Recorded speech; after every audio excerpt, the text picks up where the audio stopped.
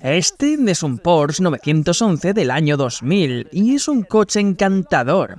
No en el mundo Porsche, claro, donde los puristas lo critican porque ya no es refrigerado por aire y porque los faros tienen un aspecto un poco raro y bla bla bla. Pues a mí me encanta. Creo que es un coche que se conduce de maravilla y que además es una auténtica ganga para comprar. Hoy voy a analizar el 911-996 y darte mi opinión de sus detalles y características. Bien, hora de los detalles y características del Porsche 911-996, empezando por lo básico.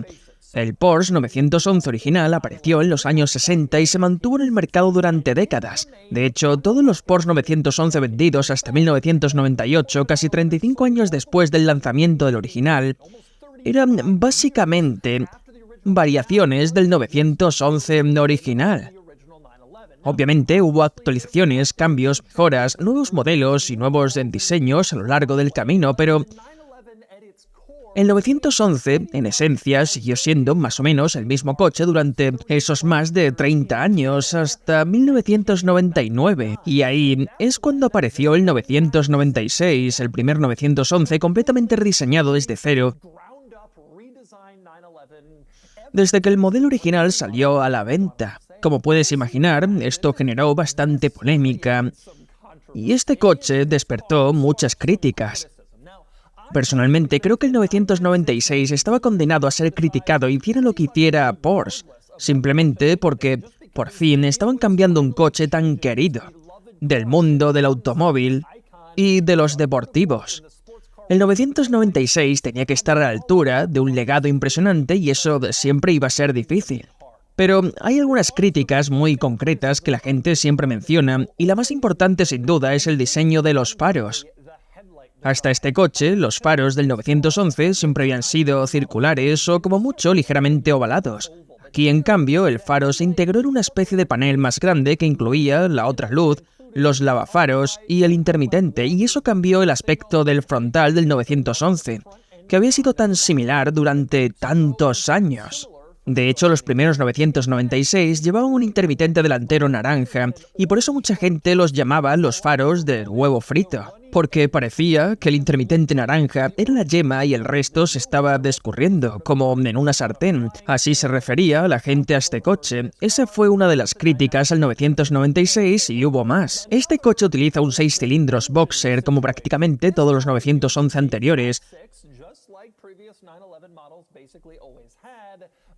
pero con el 996, Porsche pasó de los motores refrigerados por aire a los refrigerados por agua. La refrigeración por agua era obviamente una tecnología más avanzada y mejorada, pero a los fans del 911 les gustaba lo antiguo, lo analógico, lo básico y el sonido que ofrece un motor refrigerado por aire. Así que este coche, con los nuevos faros y el paso a la refrigeración por agua, fue un caos. Fue una revolución total y todo eso se agravó aún más con la llegada del Boxster. Este coche debutó prácticamente al mismo tiempo que el Porsche Boxster 986. El Boxster salió un par de años antes, pero ambos coches se desarrollaron conjuntamente y como resultado compartían muchas piezas. De hecho, todo el frontal del 996 y el Boxster, el capó, los paneles delanteros, absolutamente todo, era compartido entre ambos modelos y gran parte del interior también lo era, incluido casi todo el salpicadero. Para los aficionados al 911, esto era casi una herejía. Que el 911 se abaratara y se simplificara. Los 911 anteriores nunca habían compartido componentes con el 944, el 968, por ejemplo, ya que esos eran totalmente distintos y aquí estaba Porsche intentando sacar dos coches a partir de uno solo. Eso tampoco gustó nada a los entusiastas. El 911 se suponía que debía ser el buque insignia y esta decisión no fue bien recibida. Tampoco les gustó el aspecto general del interior, que tenía más plástico y algunos elementos más baratos de lo que se encontraba en los interiores del 911 anteriores. Pero, a pesar de todas las quejas, la simple verdad es que la fórmula básica de este coche seguía siendo prácticamente la misma de siempre. Al igual que los 911 anteriores, era un coche relativamente compacto, bastante ligero y con un diseño bastante práctico. Tenía un maletero delantero, asientos traseros, y no era demasiado bajo ni demasiado radical como para no poder usarlo a diario. Podías pasar badenes, aparcarlo, conducirlo con facilidad y tenía buena visibilidad. Y como los 911 anteriores, llevaba un 6 cilindros boxer en posición trasera. Y el lenguaje de diseño general del coche es muy similar al de otros 911. Si quitas los faros, la silueta sigue teniendo muchísimo del 911. De hecho, en los primeros 996 como este, se puede ver claramente cómo el modelo anterior, el 993, evolucionó hacia este. No fue de simplemente una hoja en blanco y un coche completamente nuevo, como muchos entusiastas quieren hacer creer. Hubo mucha evolución de diseño y eso se nota claramente en este 996. Y ya que estamos hablando de todo esto, hablemos del sistema de propulsión. En la parte trasera levantas la tapa del motor o el capó, si quieres llamarlo así, y puedes ver que el motor está muy encajado ahí dentro, como siempre ha ocurrido en el 911, empujado completamente hacia la parte trasera del coche. Este 996 utiliza un 6 cilindros boxer de 3,4 litros que desarrolla alrededor de 300 caballos. Y eso era así en todos los primeros 996 como este. Más adelante, Porsche hizo un restyling del 996 para el año 2002. Y esos coches recibieron un motor más grande, un boxer de 3,6 litros, con unos 320 caballos, un poco más de potencia, un motor algo mayor, y esa fue la realidad básica de este coche. Pero bueno, pasemos ahora a los detalles y características exteriores del coche. Empezando por el diseño general, como decía, líneas muy limpias y fluidas. Porsche quería que este coche fuera el 911 del nuevo milenio, que estaba a punto de llegar y realmente lo consiguió. Tomaron el diseño clásico del 911, lo modernizaron y lo hicieron más actual y atractivo. Un detalle interesante es que tiene limpio parabrisas trasero, lo cual rompe un poco las líneas limpias y fluidas de la parte posterior. Es una opción bastante poco común, estaba disponible, pero la mayoría de la gente no la pedía. Este coche lo lleva, lo que lo hace un poco más especial que un 911 típico. Otra cosa interesante que ocurre aquí detrás y que puede que no notes a simple vista es que este coche tiene un alerón trasero. Lo miras y no lo ves, porque está oculto hasta que el coche alcanza cierta velocidad, momento en el que el alerón se eleva automáticamente para aumentar la estabilidad a alta velocidad. Pero no hace falta esperar a ir rápido para desplegarlo. Puedes hacerlo tú mismo con un botón situado en un lugar bastante extraño dentro del coche. Y el botón del alerón no está ni en la consola central ni en el panel principal de controles. Está en un lugar sin etiquetar, abajo, en el reposapiés del conductor. Creo que forma parte del panel de la caja de fusibles, pulsas ahí y el alerón se eleva si quieres. No lo pusieron fácil para saber cómo subir el alerón. Supongo que no querían que la gente fuese por ahí con el alerón levantado todo el tiempo, quedando un poco ridículo, pero se podía hacer. Y si quieres bajarlo, tenías que mantenerlo pulsado para confirmar que querías bajarlo, asegurándose de que no hubiera dedos debajo del alerón que pudieran pillarse. Pero bueno, ya que estamos hablando del interior, hablemos del interior. Como mencioné antes, una de las críticas a este coche era que el interior tenía materiales algo más baratos que los 911 anteriores, y eso es cierto. Podías ver plásticos más económicos, huecos entre paneles algo más grandes. No daba la sensación de estar tan bien ensamblado como el interior del 993, que era de altísima calidad. Pero una ventaja de este coche frente a los 911 anteriores es que el interior tenía algo más de estilo. Había curvas, había formas más suaves, mientras que los 911 anteriores tenían un diseño muy horizontal que empezaba a quedarse anticuado incluso para los compradores más tradicionales del 911. Así que este fue el inicio de Porsche, haciendo los interiores un poco más modernos, más actuales y más atractivos, una tendencia que continúa hasta los 911 actuales. Aunque hoy no pensemos en Porsche como un fabricante pequeño y peculiar, en los años 90 sí lo era. De hecho, este coche y su hermano, el Boxster, fueron clave para sacar a Porsche de esa categoría de fabricante de bajo volumen, casi en bancarrota y un poco excéntrico, y convertirlo en un actor importante como lo es hoy. Pero en los 90, cuando se desarrolló este coche, Porsche seguía siendo un fabricante pequeño y peculiar, y eso se nota en algunas rarezas interiores bastante curiosas. Por ejemplo, ya he mencionado la ubicación del botón del alerón, pero ¿qué tal el hecho de que este coche no tenga guantera? Ninguno de los primeros 996 tenía guantera. En su lugar, te daban una consola central con cerradura, como puedes ver aquí. Pero aún más raro es donde colocaron el manual del propietario. Al no haber guantera, no había dónde guardarlo, así que Porsche creó una pequeña funda bajo la columna de dirección en la zona del reposapiés del conductor, hecha exactamente a medida del manual y para nada más. Así que tenías un compartimento con llave en el centro, una funda para el manual, pero no tenías guantera. Muy extraño. Y hay más rarezas aquí dentro. A la derecha de la columna de dirección, la palanca controla los limpiaparabrisas. Desde ahí puedes accionar el limpiaparabrisas y el lavaparabrisas. Y curiosamente, esa misma palanca también controla el lavafaros. Algo que no encaja mucho con la idea de una palanca de limpiaparabrisas, pero así era. Si querías controlar la velocidad del limpiaparabrisas intermitente, tenías que hacerlo con este dial situado en la consola central. Y si querías activar el limpiaparabrisas trasero, tenías que usar este interruptor al otro lado de la consola central, que además tiene un diseño completamente distinto, así que los controles del limpiaparabrisas estaban repartidos por todo el interior. Y los mandos del climatizador, aquí los tienes. Es un sistema bastante sencillo. Lo curioso es que cuando lo tienes en modo manual, el coche muestra la palabra manual, pero escrita con 2 L y una E donde debería ir una A. Porsche ni siquiera se molestó en traducirlo al inglés para el mercado estadounidense. Supongo que pensaron, bueno, se parece lo suficiente y ya lo entenderán. Debe ser la palabra alemana. Y ese es el tipo de cosas que hace un fabricante pequeño y peculiar. Ahora bien, hay algunas cosas que realmente me gustan de este interior. Una es el sistema de almacenamiento en las puertas. Tienes un compartimento delantero para guardar cosas, pero también hay otro detrás que se abre, donde puedes guardar objetos y ocultarlos. Además, hace las veces de reposabrazos. Es una idea bastante ingeniosa y práctica, como el 911 en muchos aspectos.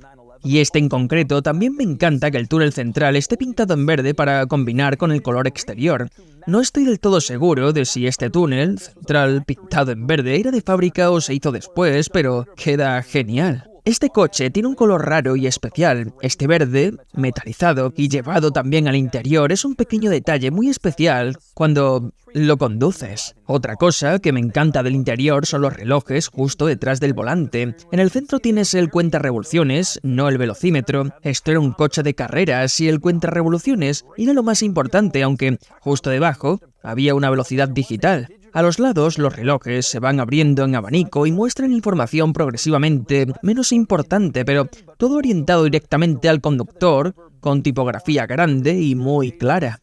Porsche siempre ha apostado por lo funcional y sin florituras, y este es un gran ejemplo de ello. Y ya que estamos dentro, también deberíamos hablar de los asientos traseros. Para acceder, solo tienes que tirar de esta palanca en el lateral del asiento delantero, abatirlo hacia adelante y así accedes a las plazas traseras. Como puedes ver, son 2 asientos individuales, uno a cada lado, bastante encajados, algo típico del 911. No había asiento central, había un gran túnel entre ambos. Como se puede ver, no hay gran cosa en estos asientos traseros, no hay lucos. Solo tienes los 2 asientos, sus cinturones y poco más. De hecho, las ventanillas traseras ni siquiera se bajan. Eso solo estaba disponible en el 911 Cabriolet, el descapotable. En el coupé simplemente te sentabas y ya está.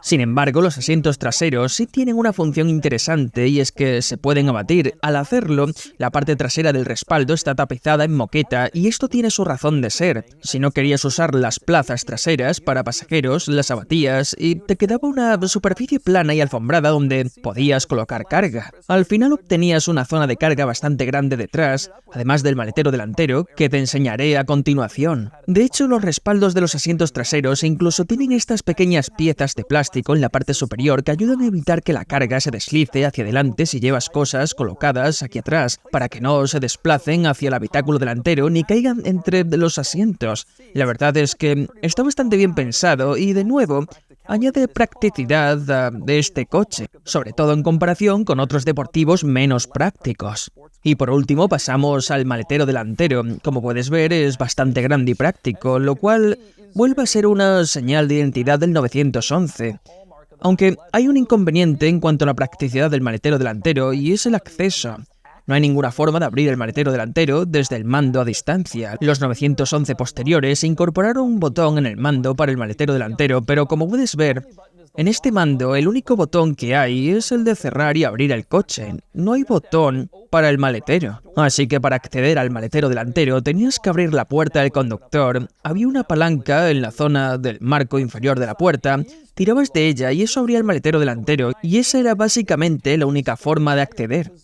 Pero una vez dentro es bastante grande y bastante práctico, lo cual se agradece, y además incluye una rueda de repuesto, algo poco habitual de ver. Por supuesto, en los modelos posteriores, cuando las llantas empezaron a crecer ya no cabía la rueda de repuestos, simplemente te daban un bote de fix and flat y te decían buena suerte. Pero aquí tienes una rueda de repuesto, y curiosamente también tienes esta pieza de plástico que rodea el depósito del líquido de frenos, y puedes ver que en este plástico está impresa la palabra Porsche. De hecho, lleva el logotipo de Porsche, lo cual me parece un poco innecesario, por si te preguntas que estás conduciendo mientras miras el plástico que rodea el depósito del líquido de frenos. Es un poco raro. Otra cosa interesante que merece la pena señalar aquí delante, algo en lo que muchos aficionados se fijan, es la pequeña pegatina en el interior del maletero delantero. Puedes ver que esta pegatina muestra el número de bastidor en la parte superior y en la parte inferior los códigos de opciones que tiene este coche, básicamente todas las opciones con las que salió de fábrica. Si buscas estos códigos en Google, puedes averiguar exactamente a qué corresponde cada uno y saber todas las opciones originales que llevaba este coche. Estas pegatinas se colocaban bajo el capó en la línea de producción en la fábrica, y conservar la pegatina original es algo bastante importante. Además, aquí también puedes ver el color original, L2A1, y corresponde al Rainforest Green Metallic. Este color exterior tan poco común, y también puedes ver que pone 996110, que era la versión de este coche. 996 era la generación del 911 y el 110 era el acabado. El Carrera, el modelo básico. Otras versiones llevaban otros números. Creo que 996-120 era algo así como el Carrera S y el 420 era el Turbo. Y efectivamente hubo bastantes variantes del 996. También había un Targa con techo de cristal, que era bastante chulo. Había una versión con tracción total, el Carrera 4, el Carrera 4S de carrocería ancha, había un descapotable, un Turbo, un GT2, un GT3... Realmente hubo una gama muy amplia dentro de la generación 996, pero este es el modelo de volumen, el más común, el que compró la mayoría de la gente, el 911 Carrera. Y ahora es momento de ponerse al volante y conducirlo. Bien, conduciendo el Porsche 911-996. Me encanta un buen 996, yo mismo tuve un 996 Turbo hace mucho tiempo y he probado varios 996, probé un C4S de carrocería ancha y otro Turbo, pero nunca había conducido uno así, un Carrera normal con carrocería estrecha, y tenía muchas ganas. Me encanta volver a subirme a un 996 porque hay algo de este coche de lo que nadie habla nunca, se conduce de maravilla. Todo el mundo está tan ocupado hablando de que este coche supuso el final de los motores refrigerados por aire en el 911 original, de que los faros tienen una forma que no gusta, de que el interior no es tan bueno. Hay un montón de razones que los puristas utilizan para justificar por qué no les gusta este coche. Pero lo que nunca dicen, lo que nadie jamás, es no me gusta porque no se conduzca bien. Y la razón es muy simple, porque se conduce muy bien. La cuestión es que Porsche pudo haber tomado algunas decisiones pensando en el volumen de ventas, en el interior o en la modernidad, como en el caso de los faros, que quizás no terminaron de convencer, pero siempre supieron cómo hacer que un 911 se condujera como un 911, y este coche es un ejemplo clarísimo de ello. Lo primero que notas al subirte a este coche, y uno de sus grandes puntos fuertes, es la transmisión. Tienes un embrague muy suave y fácil de usar y una palanca de cambios absolutamente maravillosa. El tacto del cambio y del embrague del 996 es de lo mejor que hay en cualquier coche. El embrague es muy agradable, no tan blando como un 911 anterior, como un 993, pero sigue siendo muy lineal, muy predecible y muy fácil de sincronizar al reducir porque enseguida sabes dónde está el punto de fricción. Es un embrague muy bueno. Pero lo que de verdad me encanta es la palanca de cambios. La sensación al cambiar de marcha es fantástica. Casi parece que gira alrededor de una bola. Cuando empujas para meter primera, tercera o quinta, el movimiento es hacia arriba y hacia adelante, mientras que las marchas pares, la segunda, cuarta y sexta, van hacia abajo, es como un mecanismo perfectamente equilibrado que cae de forma natural. De hecho, hay un diseño de palanca ligeramente distinto, un poco más grueso, que apareció en los modelos posteriores y que me gusta aún más, pero esta cumple perfectamente su función y te da una sensación maravillosa de conexión con el coche. Tener una buena palanca de cambios manual y un buen embrague te da una sensación de conexión casi independientemente de cualquier otra cosa del coche. Aunque en este caso no hace falta decir independientemente de cualquier otra cosa, porque el resto del coche también es excelente. La dirección es sencillamente fantástica. Es predecible, precisa y rápida, y hace exactamente lo que quieres y va exactamente a donde quieres. Tengo un 993 y me encanta mi 993, pero está claro que con el 996 hubo una mejora. Muchos de los aficionados más clásicos no quieren reconocerlo porque adoran sus Porsche de la vieja escuela, y es cierto que hay algo de especial en el tacto de los Porsche antiguos, pero este coche es claramente más atlético, se siente más rápido, más firme, y la dirección transmite mucha más conexión. Está claro que es un coche de la siguiente generación donde se dieron algunos saltos tecnológicos y se obtuvo una experiencia de dirección más precisa y rápida en comparación con los modelos antiguos. Y por supuesto, al ser un 911, eso significa que la experiencia de dirección ya es muy buena de por sí. Es excelente. Y luego está el conjunto mecánico. Me encanta el Boxster 986 de esta época. Creo que tiene todas las ventajas que he descrito. Sin embargo, el conjunto mecánico del 911 lleva las cosas claramente a otro nivel en cuanto a prestaciones. Este coche es rápido, el Boxster no da necesariamente sensación de ser rápido, ni siquiera un Boxster S. Es suficientemente ágil, pero no se siente rápido. Este sí. Este coche tiene buena potencia, se siente rápido y transmite esa sensación de estar siempre listo. Más importante aún, el conjunto mecánico es suave, fácil de manejar, muy predecible y muy lineal. Es un coche muy fácil de conducir rápido y para mí, eso lo es todo. Tienes una dirección excelente, un buen comportamiento dinámico y el coche se siente muy bien equilibrado, como cabría esperar de un 911. Puede que el 996 haya ido hacia atrás en algunos aspectos y los defensores del refrigerado por aire discutirán esto hasta la muerte, pero al final del día lo mejor del coche es que sigue conduciéndose como un 911. Todo es mágico, sigues teniendo esa posición de conducción fantástica y hay muchísimos aspectos positivos en el coche que, en mi opinión, superan con creces las críticas, sobre todo teniendo en cuenta que este coche es relativamente asequible y además creo que una de las diferencias entre los fans del refrigerado por aire y este coche es que los primeros quieren un coche que se conduzca genial, pero también tienen un cierto orgullo y no quieren el 911 malo, que tiene mala fama y todo eso, pero solo quieren conducir, y esto es para conductores, es asequible, el que quizás no tiene el mejor aspecto por fuera o por dentro, pero es la opinión de ellos, no es la mía. Pero para algunos es así. Sin embargo, se conduce como un gran Porsche 911. Y hay otra cosa que creo que merece la pena mencionar. Estoy firmemente convencido de que el 996 es, en cierto modo, el final de una era en cuanto a los 911 pequeños. Me encanta el 997, el que vino después, y me encanta de verdad, y está muy bien logrado para seguir sintiéndose compacto. Pero ahí fue cuando empezó a entrar en el territorio del gran turismo, del coche de lujo, algo que hoy en día ya es totalmente evidente. Creo que este fue el último que se sentía realmente analógico, realmente juguetón, realmente como un pequeño deportivo. Es rápido, es divertido y hay muchísimo que amar aquí. Desde el punto de vista de la conducción, de verdad que lo hay. Y así, ves el Porsche 911-996. Entiendo las quejas de los entusiastas. Este coche se siente claramente como una nueva generación del 911 en comparación con los modelos anteriores tan queridos. Pero lo nuevo no siempre es malo. Este coche sigue conduciéndose como un Porsche 911 y eso es algo fantástico y además es una auténtica ganga y podías comprarlo en Cars and Beats. En fin, ahora es el momento de darle a este 996 una puntuación. Y la puntuación es de 55 de 100, lo que lo coloca aquí. El Turbo tiene una puntuación de fin de semana más alta y es considerablemente más divertido de conducir.